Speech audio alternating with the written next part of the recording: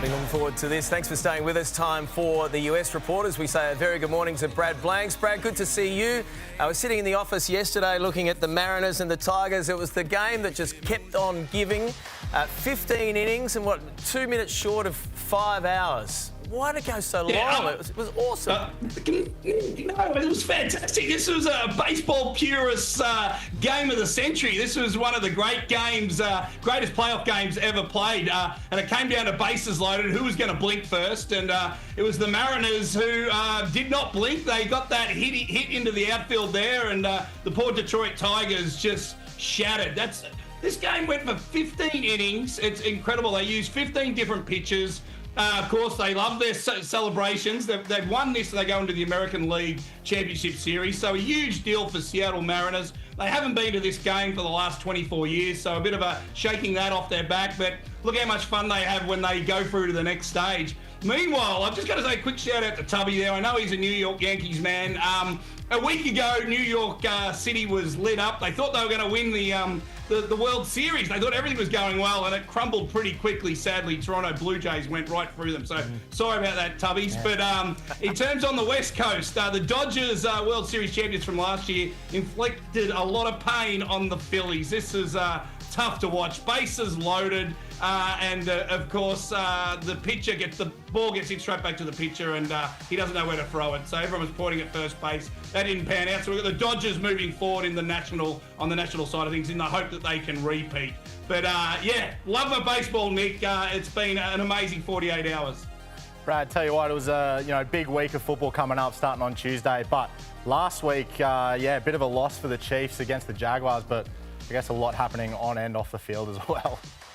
Yeah, the Chiefs are perplexing. Everyone thought they got it back on track. They go down to Jacksonville, and they'd hope that maybe that could be an easier game for them. But Jacksonville's improved. Now look at this. This is the game-winning touchdown from Trevor Lawrence. They can't even get their hands on him, and he throws himself in. That was 30 seconds to go. The Chiefs stop him here. Anything could have happened. Just a comedy of errors, and actually everyone was laughing at the defense of the Chiefs more than the excruciating falling over of the uncoordinated quarterback there who got the winning drive. Nonetheless, the NFL is the gift that keeps on giving. And one great moment off the field earlier this week was Jerry Jones, billionaire. We see him in Landman. He owns the Dallas Cowboys. He was caught on video giving the finger to opposing fans. Look at him there, just loves it. He's just getting in there, ripping it at the fans.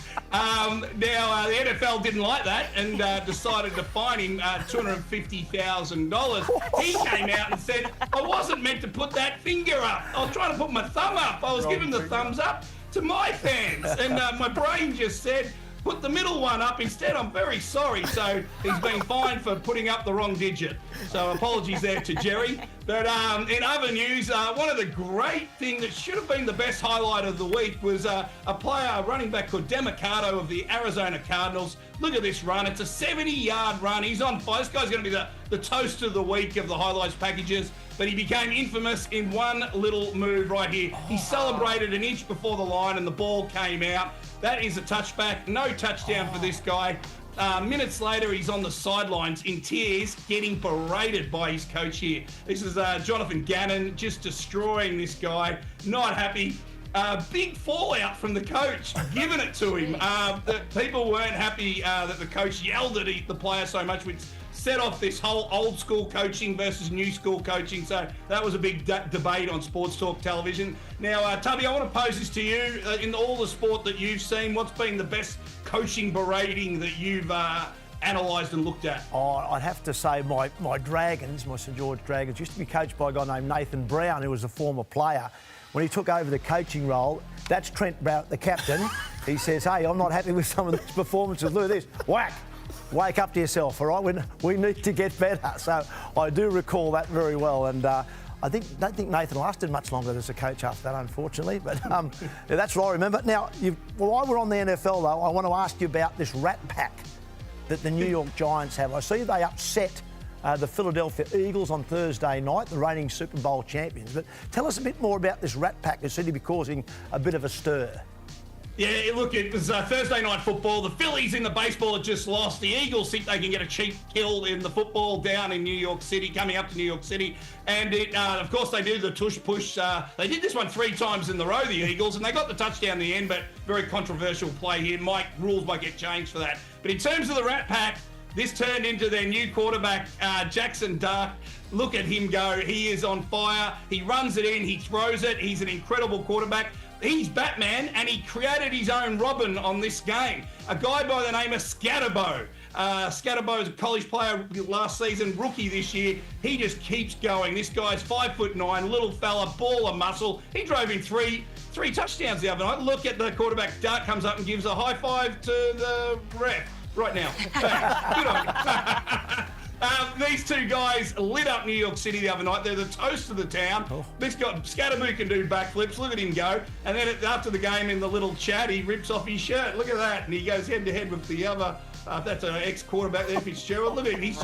He's just, some have called him a meathead, but look at these guys. It's great for the game, and he's putting on a great show. He's been known, Scatterbo, to bang his head against a wall by himself pre-game. That's his warm-up to play football. So exciting times in New York City for the New York Giants football team. That's got everyone talking. Brad Blanks, thank you very much for joining us. Thanks, guys. See ya.